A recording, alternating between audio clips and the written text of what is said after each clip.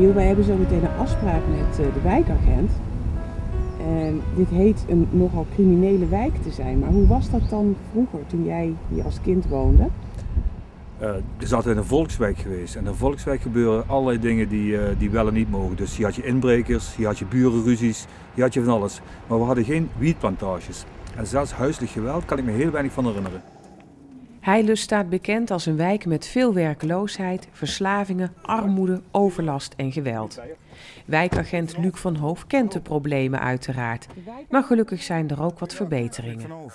Voor een aantal jaren geleden, was net voor mijn tijd, is er hier een soort jeugdbende actief geweest. Die is toen door de politie aangepakt. Natuurlijk gebeuren hier strafbare feiten. Drugshandel op kleine schaal dan. Ja, je zit hier ook wel eens met wat thuisplantjes, een beetje hennepteelt. Die dingen. Waar wel veel mee zitten is diefstallen van auto's. Huiselijk geweld is hier, vind ik sowieso in de hele Parkstad, veel meer dan waar ik vandaan kom. Er is een hoop kleingeld gestolen van de kinderen en frisdrank en een beetje snoep.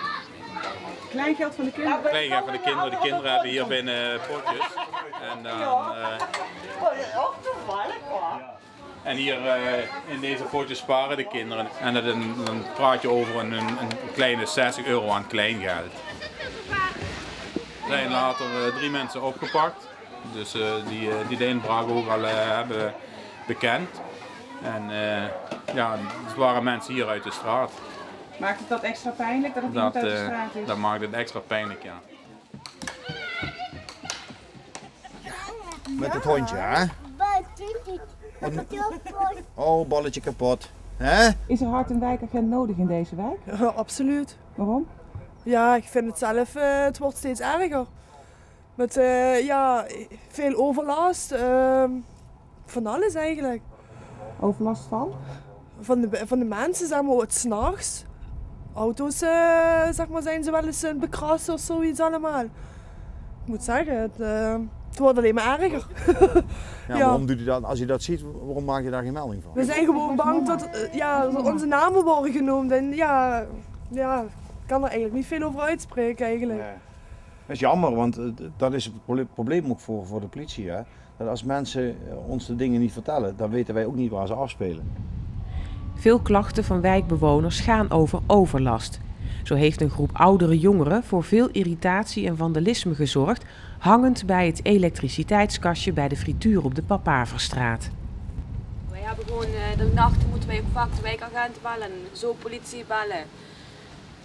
'S'nachts? Ja, het is 's nachts, ja. En wat voor jeugd is dat dan? Is dat 18 jaar of 14 jaar?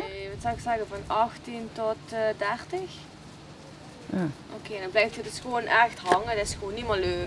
Luikoverlast, drugsoverlast, hier aan de overkant van het veld hebben ze al heroïne spuiten gevonden. Ja.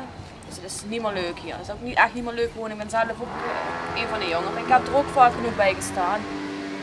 Maar nee, dit gaat echt te ver.